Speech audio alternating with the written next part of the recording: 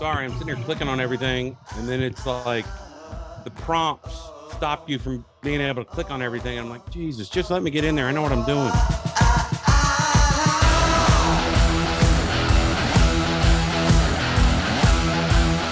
Sorry. What's up, man? This is awesome to see you, bro. It's been a minute. Yeah. I like your background there. Thanks, bro. Yeah, this is the what do you call it? Wayne's World. This is a fake background, so this is. No, I have a green screen, but between 4 and 5, my daughter and my wife were on my computer doing this thing for a medical thing, and then I was downstairs making 2 meals. Because when I asked my wife, do you want to have lettuce wraps for dinner or white chicken chili? She was like, well, why don't you just make both and then we can have it over a couple of nights, which is fine and all. Right, yeah. But I thought I'd be done in like from 4 to 5 while they were on my computer. And I literally just finished wiping down the kitchen and so they can eat. And then while I'm doing this, then I'll eat when I'm done with this. Because I don't know what time you eat dinner, but I'm sporadic with dinner, but man, I wish I ate as healthy as you. Healthy, yes, obviously. Look at me, very healthy. Yeah. That I can't tell you how many times a day people accuse me of being healthy. Yeah, I get that a lot as well, man. Yeah, dude, this is awesome. We are rolling already, man. So I just want to introduce everybody to you. This is Andy Forrester, a hilarious comedian out of Raleigh, North Carolina. My stomping grounds for about, I don't know, 12, 13 years or so. Was down there and loved Good Nights. It was one of my, in fact, I was there, I think, in the very beginnings of your career in like the 05, 06 years is when I started stomping around there. And I would see like that's funny that I like that is literally the year I started at Good Nights. I had been doing improv comedy at Comedy Works, and I still did that for a while. But one of the guys from Comedy Works was like on a message board we had, and he was like, "Hey, I've been doing classes over at Good Nights. If y'all want to come over and see me." And I was like, "Yeah, that'll be great. Listen, how do you go about that?" and so he told me how to do it. You know, he's like, oh, you go up on Wednesday, you just, show up, audition, see what they, they may or may not let you in. And they were teaching a class, and I took the class because I knew, I don't even know if the other guy told me. I just kind of knew, like, if you take the class, they're going to want to see you. So they're going to put you on stage so you'll get time. Like, I just kind of knew that just inherently. Right. So I was like, all right. And the first night I went up, at Good Nights, they were like, it's his very first time on stage. And, that was true my first time there, but I had already been doing improv for like 6 years. I have no stage fright. And so it went fairly well. And the other comics come up to me, go like, are you sure this is your first time? You're a natural up there, man. Yeah. And I was like, yeah. And I told him like, yeah, it's my first time here. And then later I told him like, well, I've been doing improv for like, and it's funny because have you ever done improv or anything? Like, I've never done like improv, like part of an actual group. I mean, I've done improv in classes and things like that, but never like. And the thing is, it's so weird because there were people at the improv place who like hated stand up. They thought it was a horrible art form, and vice versa. There were stand ups who were like improv. And I remember, within like a year or so, I went over to this other club where we were going to do stand up. But before we did, they did some improv because it was an improv place. And one of the comics turns to me and goes, is this the stuff you do? I was like, this is not the stuff I do. Because it was like, I like the Whose Lines Did Anyway stuff. And they were doing long form, and there's nothing against it. But long form is a difficult thing to make. It's funny, like I've seen it really good, but I've seen a lot of it bad. So yeah, it's better when it's like the games. I love the games. I love the games. They're shorter. I mean, I think it works for people's attention span, and the audience is in on it. Yeah, right. And the comics, I think the performers are better with the short form because it's like, I don't have to sit here and flesh out a 30-minute scene all on my own. Yeah, exactly, man. That's me. Like I don't discount it. The guys, one or both of the guys from the Sonic commercials, sorry, is like a famous improviser from Chicago. So if you've ever seen those two guys sitting in the Yeah, car, like, yeah. and I saw them one time at Comedy Works. They came and did it. It was amazing. So it was awesome. When you see And it, yeah, when you see good improv, yeah, it's like it's magic. masterful. It's Yeah, masterful. it's amazing, right? Yeah, when you see the big dogs or the really talented people do it, it's great. Oh And yeah. even bad improv is fun though, because like you Yeah. said, Yeah. but it's got to be live. Bad improv, any improv is best when you're a audience member live. Yeah. It's a little different, a little disconnect if you're watching it on video. But I think that Yeah, for sure, for sure. Whose line did it? Yeah, did it good. Yeah. But yeah, man, I remember back then, I would be at Good Nights every weekend, man. And I remember the Comedy Works crew too. I was working with the Carolina Hurricanes, and we did some stuff with the Comedy Works. I thought so. I thought I yeah. I was like, how do I know Don? I know I've seen him comedy wise, but I can't remember exactly how. And did you do stuff with the Hurricanes or still do? I worked with the Hurricanes for 12 years while I was there. And there you go. We hired on the Comedy Works crew to come in and do some crowd prompts and things like that, like some plants, like fake kiss cams and things along those lines. And then but then also, I'm a comedy nerd, so I found my way into the club, made fast friends with Brad Reeder. I was there like every weekend. And I remember seeing you, Lumpy, Ray Wagner, Kenny, all those dudes from back in the day, like all stomping around, and it's just cool to be able to see you, like, really starting to take off now. Like tomorrow's a pretty big day for you, man. Yeah, I am recording an album at Good Nights, and I recorded an album at the Improv. It's called the Raleigh Improv. It's located in Cary, and I recorded an album there, and and it's great. I love the people there. The sound guys helped me like edit the whole thing, sound wise. My problem is at the time I recorded it, like shortly after, somebody was like, hey, we'd like to, help put out your album, but then they hadn't done any other albums. And I was like, well, I don't know about that. And then I tried to approach, a couple of other companies that do comedy albums, and they'd be like, yeah, we'll get back to you. And so, during the pandemic, I clearly could have sat here, edited it, just put it out myself. And I probably should have. I should have.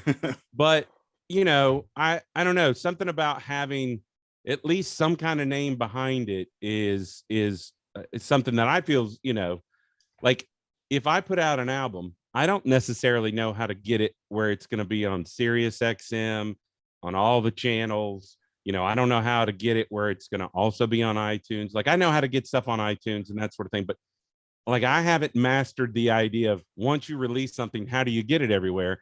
And the folks at Helium Records, they have. So to me, that's an advantage that I need and wanted, which is why the other one didn't get put out. Now, will the other one get put out eventually? And I apologize to all those people that came to that one. That if they feel snookered, that was never the goal.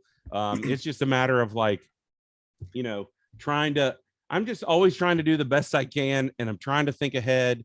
And my thinking ahead was, well, if I just put this out, who's going to be able to get it? Like, I don't want it to be like, yeah, you sold 100 copies to like a couple of people in Malaysia or something, and 2 of your friends bought one, and nobody else knows how to get it. You know what I mean? So yeah, I feel better about tomorrow recording one. Although, again, I had a bad, was not feeling well last week, and it still seems to be lingering. So hopefully I don't get up there and sound like I've got the worst cold ever. So you sound good right now. Good. Yeah, so maybe you're getting through it. Some lady asked me the other day, she's like, do you perm your hair? Yeah, that's just what this needed, is a perm. Yeah, having like Helium Records backing you up, or having anybody helping you to push it forward, man, is always a big thing, and it's going to be cool. And like with this one, how are you preparing? What's gone into this? Is this a whole life's work in this one? I what I'm going to do is what I've been doing recently. We're back to wearing masks. I can't figure out the mask. One day you got to wear them, one day you don't. One day you got to wear 6 of them, then none. Then you got to wear a hazmat suit. And here's the thing. I'm the most susceptible person in my house, and my family sends me out to get everything. They're like, hey, we need. I remember when the pandemic started, there were even famous comedians that were like posting online, like, I don't want to hear one stupid COVID pandemic joke when I get back on stage. I'm like, yeah, but we all are currently living through it. Why wouldn't we have some sort of commentary on it, you know? And if I think of, like, I ended up doing online shows, and, you know, there's stuff that I ended up coming up with doing online shows. It's not like I love doing them, but, you know, some of that stuff worked, and I'm like, all right, well, I'm going to use that, you know? And so, you know, current situation, some of the stuff I've used for, you know, a long time. Like I said, you know, if the other album that I recorded that never got released does, somebody be like, there's a lot of same material. Yeah, I mean, it's never been released. I don't know what to say. Like, I'm not as prolific as these guys that are able to put out a brand new hour every year. I love that they can do that, and I wish that I was a better writer in that regard.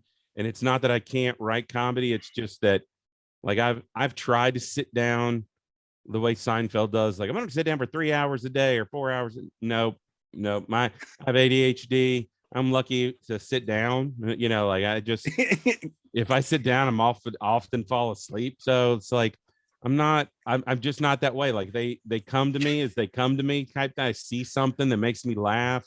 You know, currently a lot, you know, if I don't put it in my phone or put it in a notebook, like, I'll write it on the whiteboard downstairs in our kitchen. So currently on our whiteboard in the kitchen, it says snake in the couch, because that is a story I heard. And I was like, I haven't written the whole thing out, but I know, you know, what makes me laugh about it. So, you have the premise. Yeah. The premise, I got the premise. I just need to flesh it out, because it like, the whole story is guano loco. So I'm like, all right, I gotta. Dude, for me, the best ideas, or whenever something sparks in my head, it's always a time when I don't have access to a phone or a pen or paper, like I'm driving or something. Yes. I'm in the shower. Yeah. And I'm like, oh my God, I hope I remember, or I'm jogging or something. I'm like, I hope I remember this. And then, or sometimes I'm like, oh, I'll remember it. Yeah. No, you never. And what'll happen, what I've done is I'll have those thoughts, and then I'll lose it. And then I will sit and ponder for a while, and I'm gonna find my way back to that. And sometimes I do, and sometimes I don't. And I'm like, the next time that comes to me, because it's going to, because it could be a commercial, and then like 3 commercials later, I'm like, what was that commercial I was gonna make fun of? Crap. What is it? And then I'll sit there, you know, I'm driving, I'm thinking, I can't remember, and I'm like, all right, never mind. And then the next time it comes on, I'm like, that's the one. And you're so, you know, sometimes I'll just pick up my phone and do into the notes thing and just talk to text if I'm driving or something, or, you know, I'll just write on my, you know, I write RV on my hand, and then I'll be like, why did you write RV? I'm like, oh, there's a commercial for RVs. You're going to love it. So, sometimes I'll put down like a, you know, a one word like that, like RV or something. Yeah. And then I forget even what. Oh yeah. Those are good. Those are good words when you come back to the premise that you're like, why did I put wash rag down? Like, I don't know what's wrong with me. What was the wash rag thing? What was it? What was I like? Was that a shopping list or a premise? I don't know. Like, it's terrible. How many great ideas do you think like throughout history of every human being is billions of great ideas? Because somebody's like, I better write that down. Like, you know, good people like Thomas Edison is like, I'm writing all of them down, you know, just every one of them. You know, he's like, I'm gonna invent something to keep your socks up. I'm like, I never even would have thought of that. Like, you know, but I can't, you know, and you know, it doesn't help that I have ADHD. And, you know, it's funny, both my kids have ADHD. They actually were diagnosed first. And then my wife was like, well, you know, since they both have it, you know, you have this, right? Like, I'm sure you've always had this. You should go get looked at. And, but the funny part is she leaves me basically in charge of giving my kids their ADHD medication. So the number of times that I had to go up to school and take them their medication because I forgot to give them their medication. And I blame all this on my wife. I'm like, you can't leave the guy with ADHD in charge of the children with ADHD in hopes that he remembers to give them their medication. Like, I can't remember to take my own. I got alarms that go off on my phone. And I'm like, yeah, I'll get to that. Like hit snooze. Yeah, hit snooze. then I'll have another one like an hour later, like, hey, did you remember? I'm like, no, but I'm going, I swear, and that'll go off at like 8 or 9 in the morning. And then here I am at like 2 or 3 in the afternoon going, I haven't accomplished anything today. What is, oh yeah, I forgot my brain vitamin. So that's what we call it in our house, is the brain vitamin. Nice, man. I need some brain vitamins. I Yeah. might be ADHD as well, man. You never know. Like, well, and in order to get diagnosed and get medication, you got to go to a psychiatrist. So you're like, great, now I feel like a loony. And then once you do it, you're like, who gives a crap? I don't care. Like, I got ADHD. It just means I have a hard time focusing. And if I could focus, and it's amazing, like it doesn't kick in the moment you take it, but something about taking it makes me go, all right, got to be productive. Like it doesn't work that fast, and I can, it's not like I feel it working, but later if I'm like being productive, I'm like, geez, I'm actually, oh yeah, I did take my medication like I should have. You actually realize, hey, I'm being productive right now. Yeah, I always wondered about that with those kind of medications. Like, are you aware that you're being more focused now? I think you are aware. I'll tell you that mine has a tendency, which is not why I take it, but it has a tendency to make me clean. So like suddenly I'm cleaning things that haven't been cleaned in a while, or nobody else will clean, or like even like, I mean, I have to clean the kitchen, three times a day or more, because these people make a mess all the time. And my wife has the real job and works from home, so I can't really pawn that off on her. So, but like I clean that, but like all of a sudden I'll be like, hey man, the shed hadn't been cleaned in like years. And like, why am I doing this? Like, oh, and it'll be like the pantry, and I'll go in there. I'm like, I can't find it. Here it is behind all this stuff. I'm pulling all this out and cleaning this. And then all of a sudden, it's like Friday at like 2 or 3 in the afternoon, and you're cleaning out the pantry, and your wife comes downstairs like, what are you doing? I couldn't find the biscuit mix. Like, why are you looking for biscuit mix in the afternoon on a Friday? Like, it doesn't matter, so yeah, it had to be done. I had to do this now. Killing me. Yeah, it's great, man. So like also again with the Good Nights thing, I'm not sure if I read your post properly, but they're tearing it down. It was a couple years ago.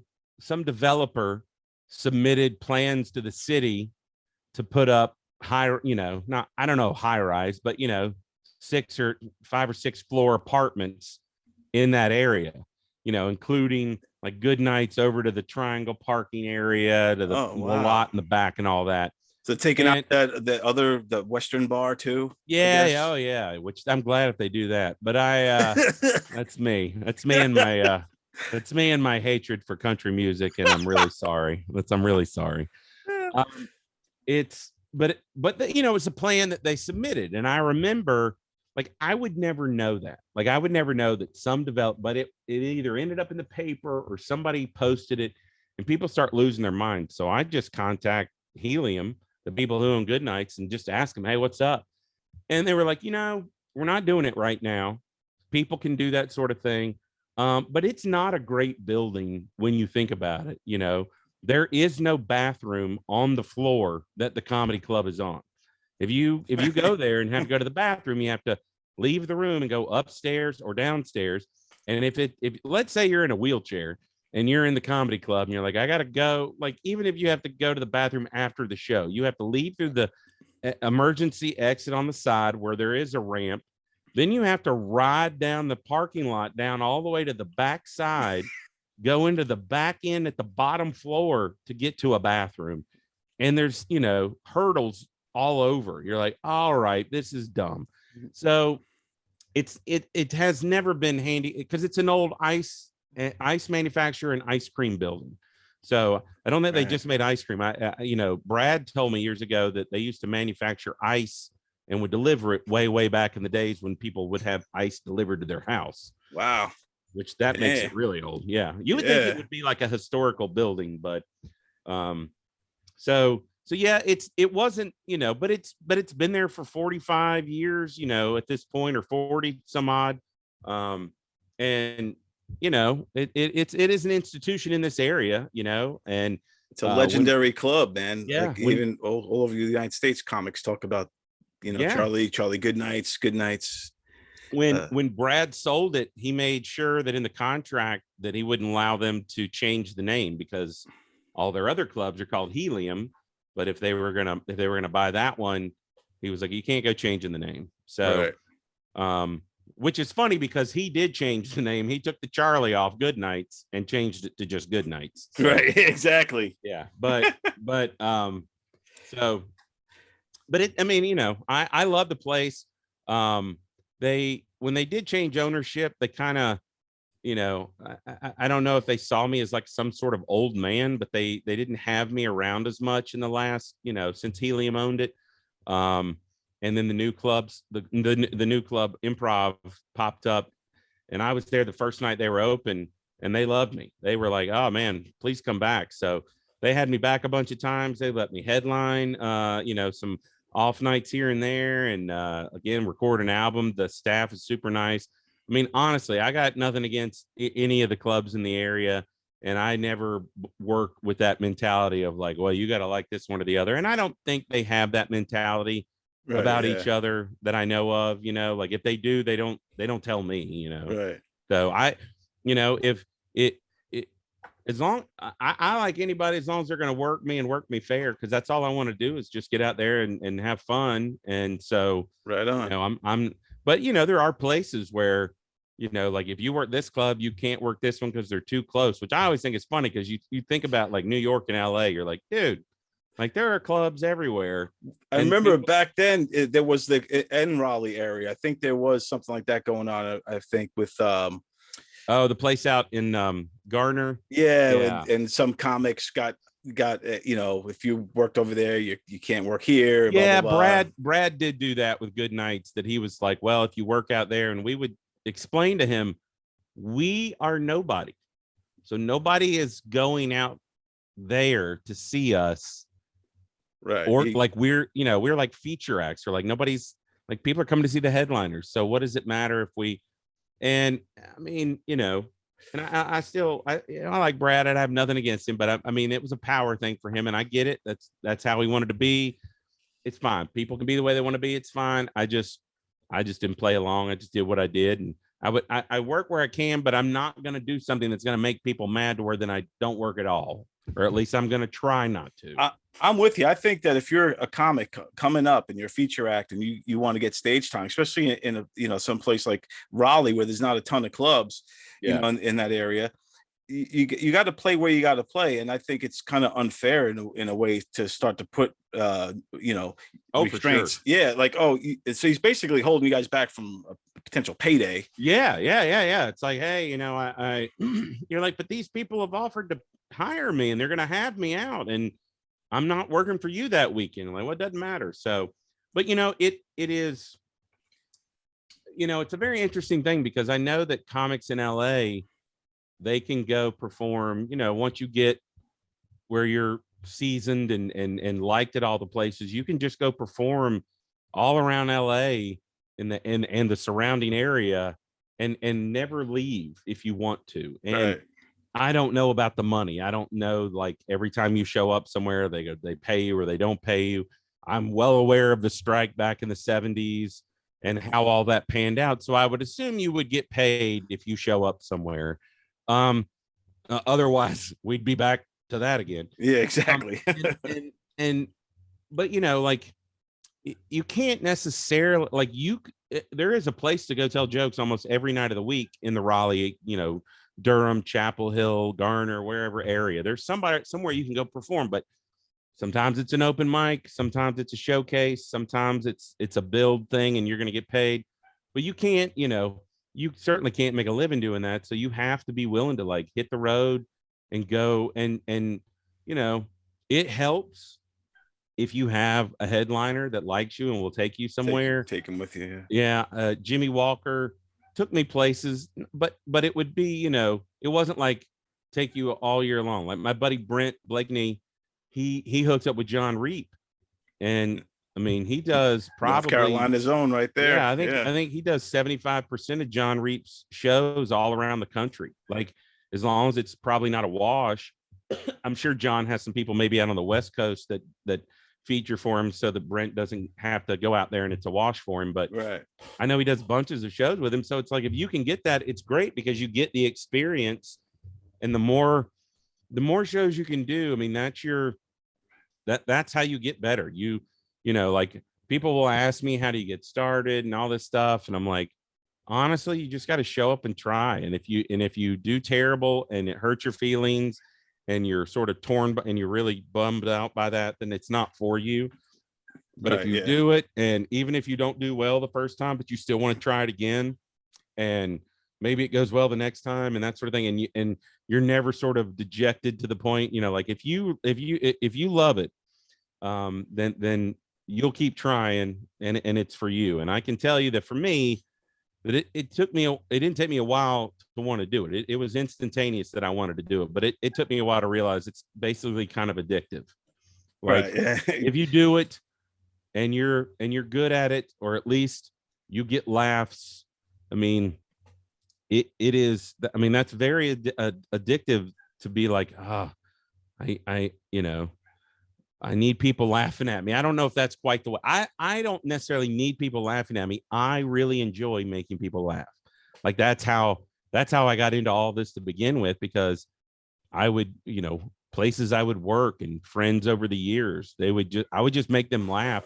And, I even when I was doing improv only, I was writing stuff down because I was like, that was funny, I should write that down, and my wife and I have this couple that we hang out with, and they have come to shows and have said to me later when we're hanging out, are we your test audience? And I'm like, no, I said, I'm sure it seems that way. I said, but what it is if we're talking and I say something funny, or we all talk, we're all funny, but I said, and I think it's funny enough to where I'm like, I should work on that as a bit. I said, then I'll go write that down.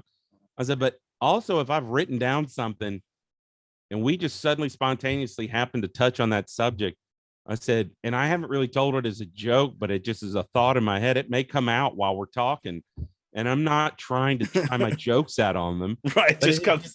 You know what I mean? Like, it just kind of happens. So I try not to ever do that. Especially to comics. They hate it because, like, you can tell the moment somebody's working a bit on you.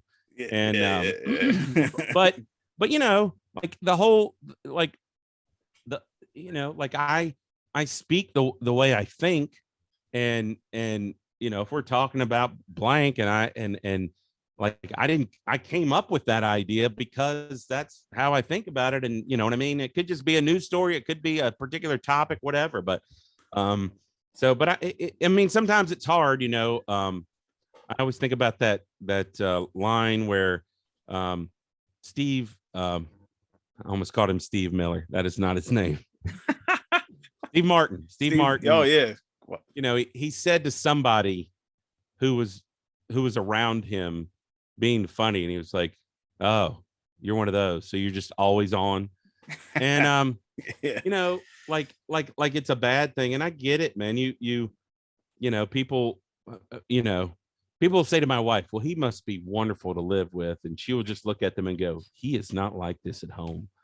And I'm not, but they're not a good audience. They're the ones tearing me down on a daily basis. They're trying to kill me and all sorts of things. And so, like, I'm not going to be near, and the truth is I am funny at home, but I'm also serious at home and yelling at people because you got to be dad. You have to be dad mode. Oh, Jesus, being a dad, that is. You have to make sure everybody gets their brain vitamins. Exactly. Brain vitamins. Exactly. Half these people aren't getting their brain vitamins, taking it out on me. Like, it's my fault. So what's going on with the new Good Nights? They rebuilding it somewhere else? I think, if I had to guess, they are going to pick a spot to like house temporarily while they come up with a final resting place type thing. That sounds bad. That sounds like they're dying. Are they going to keep the name? Are they planning to keep Good Nights? Or are they going to change it? For sure. The name will stay the same. I think it would be. I think they know it would be a bad idea to change the name, because then it's like, well, who's this fly-by-night joint? They'd have to put up advertising formerly, so they don't want to do all that. It's got such a brand. The Good Nights, yes, is known. So I think it's still going to be the same. I've heard maybe over in Cameron Village, which I think it's not called Cameron Village anymore, but that's how I know it. Oh, And really? the funny part about it is I forget the name of Cameron Village all the time. And I can't believe I remembered it just now. But I think, like there's some empty buildings over there, and they may use that temporarily, like the K&W or something like that. Oh, yeah. Yeah, that way we can all eat cafeteria food and laugh. I used to go there all the time. Yeah, with your grandma. I bet you went there with your grandma. That's all anybody ever did. Yeah, it was a good spot. My friend who's born and raised over there was like, I love the K&W, and we would go there all the time. And yeah, so that's how we started going there. I like Cameron Village, nice little spot over there, little area. It is a good spot. It's got a lot of good places in it, and so that's one of but that's something I heard that could totally not be true. So if you're listening to this and writing it like to put it in the news, don't quote me, because they are playing it close to the vest. They don't need stuff like leaking out or whatever. And so I should have just shut up, and I should have said it. But anyway, I got the exclusive. No, yeah. Does this mean your special is going to be the last special filmed inside Goodnights? Yeah, and I don't know if they're filming it. I know they're recording it for an album, but I think that's kind of how the guy who hit me up was kind of like, hey, what would you like to be like? The last guy have an album he goes, because I was trying to think of when he would want to do it, and he was like, well, we have to the end of April. You want to be like, in the old building before it gets demolished. I'm like, that's not a bad idea. So, dude, that's awesome. Yeah. So, and it's a Wednesday night, and I'm not remotely famous, and people might not come out, but it's funny when I did the one at the Improv, and if you know what paper the room means, that means they just give out a bunch of free tickets, and I'm fine with that. Because I want as many people there as possible. Because it's an album recording, and I almost to the point where if this is going to cost y'all money, which it's not, I mean, it is, but at the same time, they're going to make money in food and drink and whatever.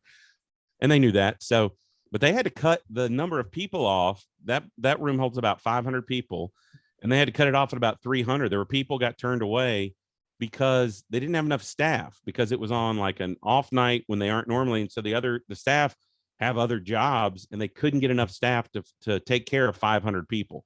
But there were tons and tons of people that got turned away, and I felt bad because there were people I knew, but I was like, whatever, nothing I can do about it. And at that point, I'm like, all right, well, I'm recording this, so yeah, I hope it's packed. I hope lots of people come out to it, and I don't know that I've, it kind of came up within the last month or so. Maybe a month and a half. So I haven't come up with oh, I'm doing this surprise new thing that, so right. If you like my comedy, you're going to see stuff that you've seen, but I work on new stuff all the time. I know people have asked me, they're like, when do you come up? I was like, all the time. My problem is trying to work it in on a paid gig. Somebody pays you to come tell jokes, and you're like, all right, well, maybe if it's at a club, I can work in new stuff. But I'm like, if I'm doing a corporate gig, I feel bad going, hey, this is a brand new one. Let's see how this goes. Yeah, right. Yeah. And so this is pretty cool. The last comedian to record an album at Goodnights, as we know it now. Yeah, in the original room is you. This is big. And I wonder too, if there's any mementos you could take out of that building before they demolish it. What would you want out of there? Oh, I would want the sign. But that's either the circular sign with the moon or the script, the font one. Yeah, the neon sign. Oh, yeah, the neon sign's classic, dude. The neon sign used to be on the stage, and it was amazing how many open mic idiots would break it. And Brad would have to have these talks with these comics of don't break it. I don't understand how hard that is to do. But somehow, I don't even know if they were being super physical, or if they were just like, hey, let's go lean on this, or what. I have no idea. And there's some comics, they don't do comedy anymore. There's one I know that's in jail, and he would break it fairly regularly. And so, you know, like he would be like, you break it once, you're banned for like a month, and then like you do it again, like it's gonna be a while before you get to come back. And you know, it's dumb. So that's why I got moved up into this weird corner up in the on the wall, because it was awesome when it was there, and then they were like, let's move it. And then I think they had the circle logo on the wall, but my guess is that got demolished too. I mean, so it's super weird, man. But I love it. You know, that'd be cool in the man. It'd be cool in the man cave for sure. Yes. Oh, for sure.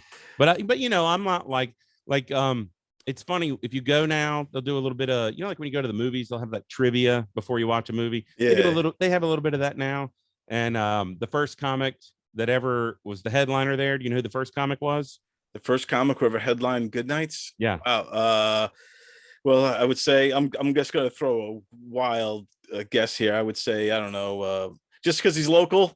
I know it's not the right answer, but I just wanted Zach Galifianakis. It is not Zach Galifianakis. It is not. I think Zach Galifianakis might not be much older than me, so he could have started. I mean, I know he started way before me, and I know he started, but he went to NC State. Yeah. And so I know he started at Good Nights, but no, the first headliner was Jimmy Walker. Jimmy Walker. Yeah. Oh, the legend. Yeah, exactly. Yeah, exactly. So I mean, that's the kind of thing, like, you know, I just find that stuff fascinating. I love, like, and you know, again, I've been on the road with Jimmy Walker before. And he's crazy and he knows it, but he's also a plethora of awesome stories about great legendary comedians. He's like, I don't know if you know this about him, but like, he was David Letterman's manager, and David Letterman and Jay Leno used to write for him. Yeah. And I remember doing a gig with him one time, and he just hands me his phone, and there's the picture of like Jay and David and like 3 other famous comics and Jimmy, and they're all in Jimmy's house, just sitting there writing jokes, smoking cigars, whatever.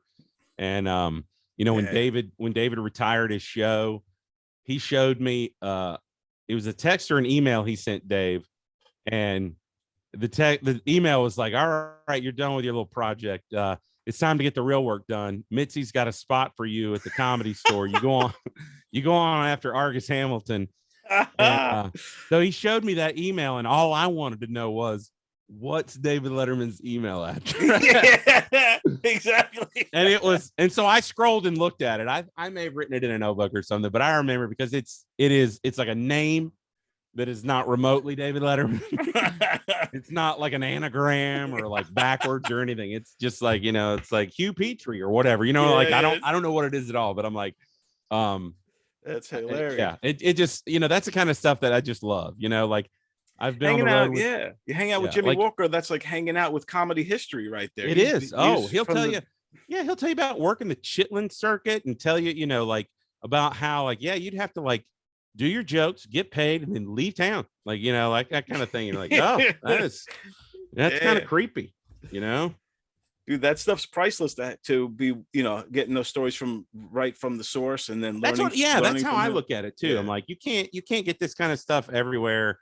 And I like it. I think there's other comics that are like, you know, they don't like listening to all that stuff, you know. I see comics who'll come in at an open mic or something, and they'll be wearing like a Richard Pryor t-shirt. And if I see that, I typically, and I'm usually right. I know how their comedy is going to go, and it's, you know, it's going to be filthy or whatever, and that's fine. I like all kinds of comedy. I think people think because I tend to work clean, is that I only like clean comedy, which is not true at all. I like all kinds of comedy, but you have, like, I always feel like when I see somebody wearing that shirt, I want to be like, do you know, like the real history of, like, you know, Richard Pryor? You know, he used to be clean wearing suits on TV before he, you know, exactly lost his mind and was, you know, killing, you know, just absolutely killing on stage and doing filthy and all that stuff. And I don't know it as well as other people do, but I know it fairly well. And I know that, like, George Carlin's the same way. He used to be, you know, fairly buttoned up and kind of clean, and then he's just like, I'm tired of this, you know. A switch went off in both of their minds, I think. When it was going from the late 60s and the 70s, the hippie era, I think was a turning point for them, where they went, where comedians and general comedy in general started going towards more truth telling rather than yeah. like, And shtick. And I mean that they always say the best comedy is truth, like that doesn't mean, because I would say 95% of what I talk about is stuff that really happened. Like I'll tell stories about my kids and I'll have people like, no, that stuff's true, right? I'm like, it's all true. They're serial killers. I am the proud father of a couple of little girls that are both for sale on eBay. So maybe it's Etsy. I helped make them. It's Etsy. I think that's what it is. They are terrible children. They really are. But like some stuff is just, like a weird thought you had, and it made you giggle. And so you're like, I'm writing that down and telling it. And, for example, I will look at the audience and I'll be like, most of this is baby fat. I should probably stop eating fat babies, but they're delicious. You dip them in hot butter. They're awesome. And I can't tell you, I mean, like I will hear people go like, oh, I'm like, you really think I'm out eating fat babies? Like, come on, man. Like most of this is baby fat, to be honest. I probably should stop eating fat babies. They're delicious. You dip them in hot butter. They're awesome. I love that joke. I don't care. They say a great way to lose weight is to eat naked in front of a mirror. Yeah, that crap does not work, by the way.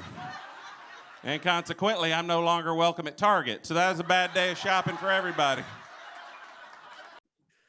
Yeah. So and then you just have fun with that. Then I'm just like, all right, well, I'm having fun with that. Because if you're going to, like, at no point can you possibly believe that I'm like, oh, like it's a joke. That's the whole point. Like, but that just goes to show you that even a comedian like yourself, who basically keeps it clean, still has the audience, those cancel culture audience members with the, notepad, Oh, it's I mean, it's amazing. I had a guy ask me the other night. I went and did a show. I did a show in Augusta, Georgia on Saturday. Do you know what happened in Augusta, Georgia on Saturday? Yeah, a little golf tournament. Golf tournament, just tiny golf tournament. And they come back of one of the goats. So I'm like doing it's at a restaurant. I'm doing like for a group of like 25, 30 people. And what I didn't know before I got there, and still didn't know until I was like partway through my set, was it was an international group. Like this company had offices all around the world, and they brought people from all around the world. So I'm trying to tell jokes to people from like India and, like Brazil. And I'm like, this isn't working at all. And, but after the show, one of the English speaking guys is like, are you having a hard time with the cancel culture and everything these days? And I was like, no. I said, because I don't do offensive.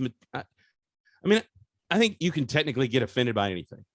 I don't, but people do. Right. And, but I said, but I don't typically say stuff that's going to make people start shouting out at you. I mean, the hecklers that I get are people that are drunk and won't shut up.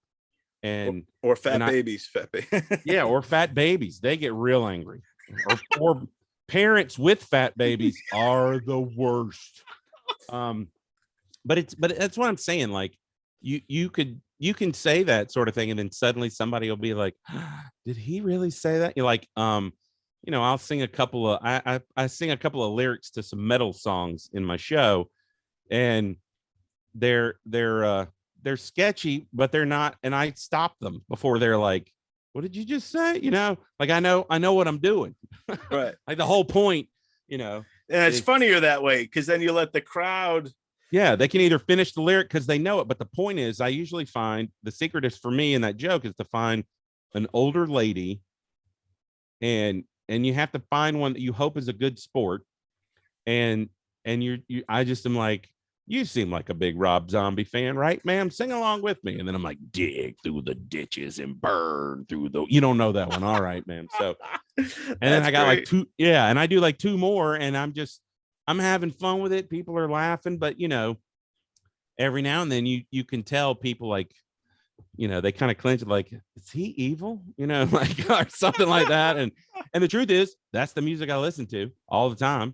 Awesome, man. But it's not, I'm not,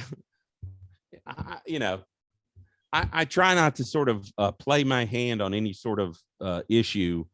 You know, I'm sure I know I have online, like, you know, like I hate politics. My favorite band is Rage Against the Machine. And that's kind of how, you know, it like, that's not how I think of it. Like the way they think about things is not how I think about everything. But, you know, they're kind of like the government is out to screw people. You don't need to be on the side of the government, you know. Right, yeah. And I am of the mind of like all politicians are terrible people. Like they're like, you shouldn't be picking a side. You should be going, hey, all of you guys are terrible. Can we get somebody who's not 112 to stop ruining our country? You know, that kind of thing. So amen. So that's, you know, that's how I look at it. And but I don't then launch into it, because all it takes is you hinting one way or the other. Just say something and people will shout out something, and then you've divided the room, and maybe they're mad at you or they're mad at each other from across the room. And I don't want that. Like, you know, so and you know, I you know, I have an opening joke I've been doing these days about the vaccine, and it is controversial for a millisecond, but most of the jokes, if you pay attention, are about me being an idiot. So you have to like pay, you have to like you, I don't give you a chance to get upset about it, because I instantly turn it, and you know, to me it's funny. So that's, but you know, I did a show for the Wake County Wildlife Association, which the funny part about the Wake County Wildlife Association, it is in Durham County. I am not making that up at all. I'm not making that up at all. That's hilarious. That alone. And I told my joke at the very beginning, and it didn't matter how fast I jumped to the part to just make it like, they were kind of like, oh, wait a minute, you know. It's like, so but it was fine. Like I you know, I've been doing that as my opening joke for a while now, and I have fun with it, and I think it's a great way to like I'm not trying to, I don't ever want to polarize the room. I'm not like that. That's, you know, and that doesn't mean that I haven't said things that have offended people or done something. I mean, I upset some lady last April at the Improv completely by accident, and she thought I was calling her fat, which I was not remotely. Right. But, you know, I made a comment about her putting her coat on, and I completely, it's all my fault. I get it. But I said something because I saw her trying to put her coat on and she really couldn't get it on earlier. I was like, we got to get you a bigger coat. And she took that as I'm calling her fat. It's not what I was doing. And then within a minute of my show, she got up, her and her husband stood up, flipped me off, and left.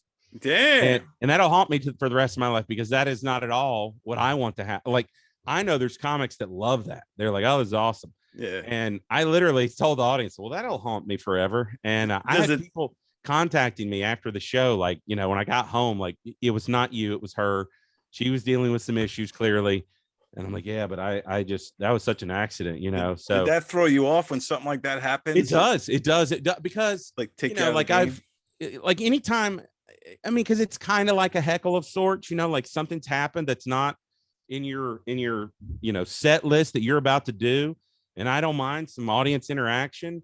I can do crowd work, but that is not like, I don't want to upset it. Like, I've never once wanted to do this to upset people. And listen, there are people that's what they love to do. There are comics that are, they don't care if they offend you. They hope they offend everybody in the room. They don't care if they walk half the room, half people leave. They don't care. That is literally the opposite of what I want to do. So when it happens, I'm upset because but you know, I've had 2 instances where I've had to yell, oddly enough, at older ladies, and I mean like senior citizens that have not shut up during my show. And you know, and I was sorry. I was not proud of it at either one. I was upset with myself, but like in both instances, they talked the whole time. Like the first one was in Florida, and so you're in Florida, lots of old people, and it's in I can't remember the place right off the top of my head, but it's one of the best. They have the best food at this place. And they cater to older, people coming there. And this lady starts, when I start my set, like a minute in, she's like, "Do you have a real job?" I was like, good Lord. I was like, "Have you been talking to my parents? Like, what is your deal?" And I was like, they hired me. And when I leave this weekend, they're going to pay me. So this is my real job. And she's like, "So then no." It's like, oh, good Lord. Yeah. So then she proceeded to talk like I was the feature act, 30 minutes. She talked for 20 minutes straight, just kept interjecting, stepping on premises, stepping on punchlines over and over again. And at the 20-minute mark, I said, "Ma'am, are you going to stop talking?" No. So all I did was yell "shut up" to her about a dozen times. I was like, "Nobody paid to hear you interrupt me. You've ruined all of my jokes." I said, "And you insulted me right off the bat." So I told her to shut up. She got up, went in the lobby and was crying. And after my set, I went over to like the bar area to eat dinner, and I got an email from somebody in the audience who the title of it was "Die" and then a racial slur. I'm a very white guy, but they called me a racial slur. And Wow. they were like, "How horrible of you to yell at old people like that." And I very politely replied and said, "Listen, if you had been here for the whole show, and I don't know if you were, but she talked nonstop and insulted me right off the bat." I'm like, "I never cursed at the lady. I never called her any names. I don't do that." Right. So that was weird. And then I had another one in Myrtle Beach where the MC had asked, "Who's got dogs?" And this lady was like, "I got Morkies." And so this is one of those dumb, like special breeds of people been, a Morkie. It's a Yorkie and a mutt or a mastodon. I don't know what it is. I don't know what it is. Just a mix. Yeah. Yeah. It's a mix of mulch and a Yorkie. I don't know. And it's just dumb. And so the woman talked about it. Well, I don't remember her doing it during the feature. I was the headliner that weekend, and I don't know if she did it during the feature acts set, maybe a couple of times, but she did it for 40 minutes of my headlining set, and I still probably had like another 10 or 15 minutes to go. And she would just randomly, "What about my Morkies?" And in her mind, she thought she was helping. Right. She was adding to the show. that you're gonna have some Morky material handy. Yeah. And I have a couple of things I've done over the years. My favorite one is I lean into somebody who's being polite and not talking, and I just say, "Do you hear voices?" Because I do. And I take medication for that, and I just need to know if it's working, if it's me or if it's everybody. And usually the person who's talking, because I get real quiet, and usually the person who's talking realizes, "Oh, right. yeah." So they stop. And this woman kept doing it. And I, had a couple other things I said. At one point, I look at her husband who's just sitting there. I'm like, "Dude, seriously?" He goes, "See what I have to live with?" I'm like, "Then take her home." She hasn't stopped. And the club should have stopped them. Yeah. The club should have stopped them. What the club told me, and while I hate this, I also understand it, is they said to me, "You're like the nicest guy that we have here. And we were watching you get angry. And it's not something we've ever seen before. So we were just kind of enjoying it." I think it's let it happen to see I'm like, what you're gonna do next. Which by the way, I've had my whole life. Like I had that in grade school. I had a kid tell me, he was like picking on me and trying to start a fight in like 6th grade. And I'm like, "What in the hell?" And I was crying. We both got in trouble. He was like, "I just like watching your face get red." I'm like, and he was a ginger too, so his face also got red. But he's like, "I like watching your face get red." I'm like, "You jerk." So I kind of get it. So what I ended up doing is, because I got so sick of it, is I still never cursed at the lady. I never called her any names. I did ask her to shut up numerous times. And so finally, when she yelled out, "What about my Morkies?" I said, one last time, I said, "Ma'am, I hope your Morkies die, and right before they do, they chew off your face. I said, I hope they die. I think I said, I hope they die of feline AIDS. And right before they do, they chew off your face. And that is not a proud moment. And it made the entire club laugh, most of the audience. And that couple looked at me and they literally left out the back door of that club. Like they were like, scared, and I'm like, I'm not going to assault them, but my God, don't go out the back door, because I don't want to talk to you, because you're going to come up and tell me some junk about I thought I was helping, and I hate that. It is and you know, the thing is, every now and then an audience member cracks off a good one. They'll say something, you're like, that's awesome.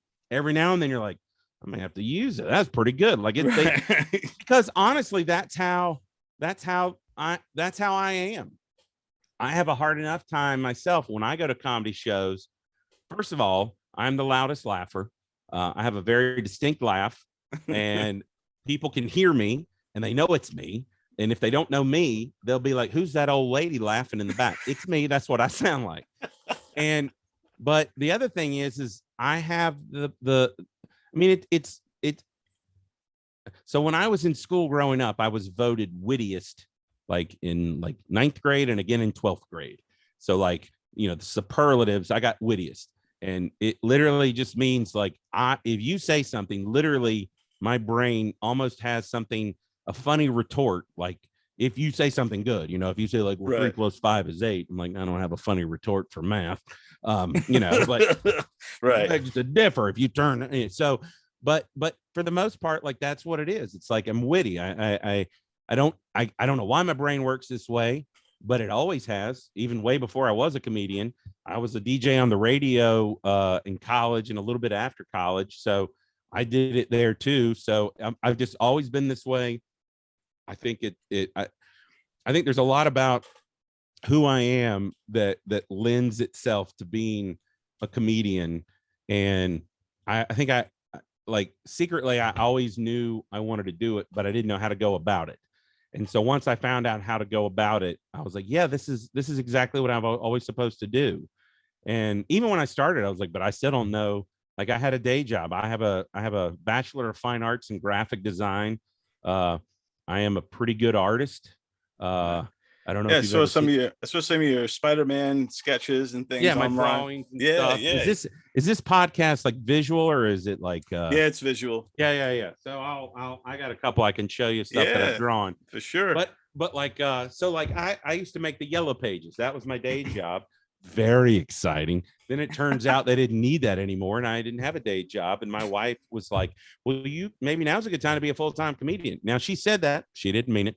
And that's fine. I get it. I understand. So let's see. So here's some stuff I like to draw with color pencil. So these aren't paintings. It's me using color pencil, and they don't show up as well doing this on the computer. But this is Tom Morello of Rage Against the Machine. This is the world's greatest guitar player. He has seen this and reposted it, and I got to meet him personally, dude. I think because of this. So yeah, I was super. Hold excited. on, that for wow, yeah, that Morello one, dude. Yeah. The details in that. Yeah. Wow, you freaking. That's really amazing, man. All right. Yeah, and this won't come off as well as when you see it, but it's a chimp. The glare on it's not that great. I don't know if this. No, I could see the details especially in his beard there, and I mean the details in the fur. That's all with pencil. Oh yeah. Wow! Look at this. The lion. The tiger. This is a tiger. I did have to learn how to use like a white pen because with color pencil you don't color in the white parts, but if you have like little teeny tiny white parts, then you're like, you know. Wow, damn, look at that. It's like 3D coming off. That's freaking amazing. Yeah. Well, that's a little. Yeah, this is the one. This looks better on the digital one. I've got the background black in the digital one. So I guess I could technically share my screen and show you but the background's black and let's see. Dude. Yeah. So do you specialize in oh wow, this gene? I was just gonna say you specialize in animals, but you do everything. I do a little bit of everything. That's what was the other one behind Gene Simmons? You had I got a butterfly. And awesome, the next one is not as good, but it's her name is that Zoe, the actress. Ora Kurilenko, and she's been in a bunch of movies you may have seen. And I just watched her in a movie one time. I was like, she's gorgeous, but she just has such an interesting look. And I realized later after I did it, I was like, I could have done better. So, dude, yeah, I am crazy impressed. I saw you did a Spider-Man drawing. Oh yeah, recently, yeah, and that was great. But yeah, these actually, are like holy. I've met people over the years. I'm gonna see if I can pull up. I met people. So this guy, he does some art for a friend of mine, and he saw it and he was like, "Hey, I'm gonna color that if you don't mind." I'm like, "Go right ahead." Yeah, so yeah, I mean, it's like I love that sort of thing. I where I put all my. Do you draw? Like, can people hire you to draw things? Like, if people are interested? Oh yeah. I've done. Let's see here. I'll show you something I did last year. Looking for. Oh, maybe that was 2 years ago. Hemingway. Maybe it was last year. Hemingway. It's a sheep, and my best friend from college, his mom. I love his mom. And she kept seeing me post all these things that I've drawn, and she loves sheep. And so she just says to me numerous times, we go to their house on Christmas Eve. Like I don't really have any, like I got 2 brothers, but I don't hang out with them. So like, I don't really have any family on my side. We go to my wife's family on Christmas Day, but we go to my best friend from college's parents' house on Christmas Eve. And so she would always kind of, are you never going to draw many sheep? Because I would draw like some horses or something like that. And so I did. So the sheep, I'll show you that one. And then I'll throw in a couple of others and you can pop those up. The frog. The frog is a good one when you can see it digitally because I got the background black. I need to color it back black on the thing. I just never did. So, but yeah, I did. People have had a couple people whose pets passed away and they were like, is there any way you could do that? And, it's funny because I'll look at it and be like, I don't know if I can do it. And then it'll come out and it'll look good. I'll show you the cat. Cat's name is Hemingway. And I didn't know anything about, I didn't know a lot about the author Hemingway. But I Googled, she told me it was a polydactyl. Do you know what that is? Polydactyl? Yeah. No, I don't. All right. So she was like, well, the cat is polydactyl. And so she would say it like I would know what that means. And so I Googled it. And you Google polydactyl and you find out it means it has extra toes. And the very first thing that comes up are cats at Hemingway's cottage in Key West, Florida, or whatever. And these people had another cat named Henley. And I was reading this blurb when I looked up polydactyl, and Henley was the name of Hemingway's wife. I'm like, all right, well, I didn't realize these people were obsessed with Hemingway, and I didn't know all this stuff. And apparently it's like very specific cats, like Maine Coon cats that are orange and white specifically, and I'm like, so but it turned out great. Oddly enough, when if you show it, the cat will be sitting on a hardwood floor. I was more impressed that I was able to make the hardwood floor look like a hardwood floor, all with colored pencil. Wow. Because it's definitely something I started to learn like in high school. I had an art teacher and he taught us like use the grid pattern and try to replicate exactly what you see in each little square. And but also it's not just like, well, because I'm not tracing anything, but you're just trying to like, well, can I blend these colors correctly? Because colored pencils don't work at all like paint. Like you screw up in a painting, you can just go back and paint it. You know what I mean? Right. You screw up in a drawing with a color pencil, you're like, all right, I can erase this paper only so much, and sometimes it won't erase at all. You know what I mean? Like, right. Yeah. So, it's like really well done. Very impressive, man. Thank you. Yeah. Wow. And so you got a lot. You got all these great skills and talents. You clean, you cook food, you you write jokes. You're the brain doctor. Oh. Yeah. It's funny because I'm not remotely athletic, and I don't even like sports. Like, I tolerate them, but I really don't like them. And I think that's I am this way because I have these other skills and talents. Like they always say, like, you're kind of born with certain things and you should, there's got to be there. There are millions of people out there doing a job that is not what they were meant to do, but they kind of got stuck in it, you know. Right. And I mean, my dad was an engineer, but and he needed that degree, but he ended up like running car washes. I don't think that was his goal in life, was running car washes. Right. But he knew how to fix everything in a car wash. So I just, like my mom had an art degree, and when I told her I wanted to get an art degree, she was like, "Yeah, don't do that. You'll never make any money." And I'm like, "Well, just because you never did doesn't mean I won't." Right. And I used to make the yellow pages. I got paid good money. So I mean, like as a graphic designer, and I still do graphic design on the side. So, I wish I was a comedian that got paid so much money that I didn't have to do anything on the side.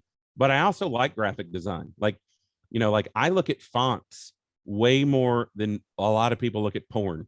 Like I look at fonts on a regular basis. I stay up late downloading fonts. I like type text a lot, and I'm always looking for new stuff that I just find fascinating. So I like Speaking of fonts, you ever see that documentary Helvetia? Yes, I have. Of course I have. Why wouldn't I watch that? That's a great about typography. It is really fascinating. Is it fascinating? And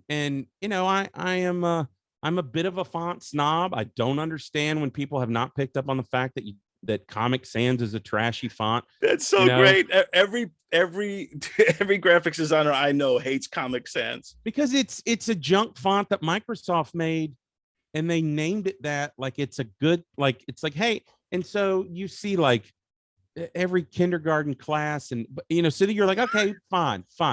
It's a good kid font, but then you see like people making their freaking comedy flyers, and like you see it, if you see it on like businesses and stuff, and you're like, oh my god.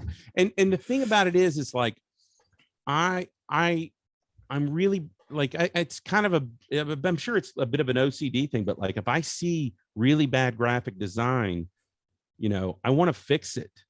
I want to help them, and I want to fix it.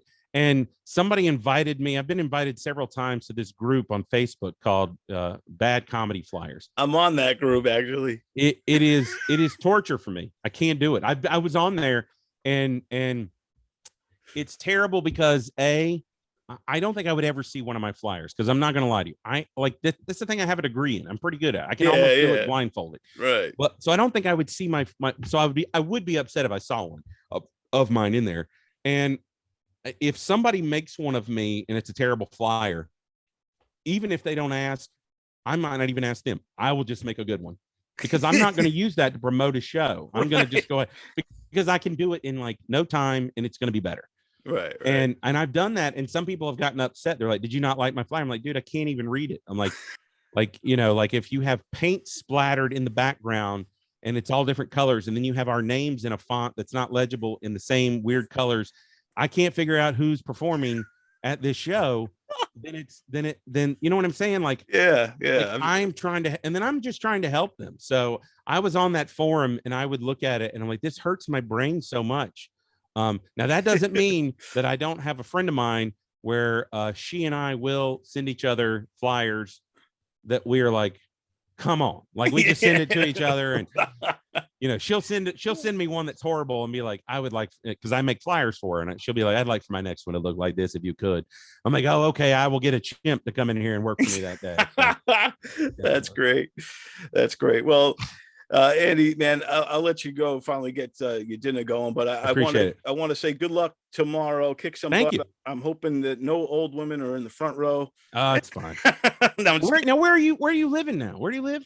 I'm here in New York in Long Island. So I work out of the Governor's Comedy Club here in Long Island. So if you're ever in the area, we could probably get you some time over here on the Governor's stage. It'd be awesome to have you here, man. Yeah, I would love that. That'd be awesome. Yeah, I really appreciate you having me, Don. I enjoyed this a lot. I love talking comedy. Yeah, I hope I haven't overshared. I feel like I overshared. No, this was awesome. You rock, dude.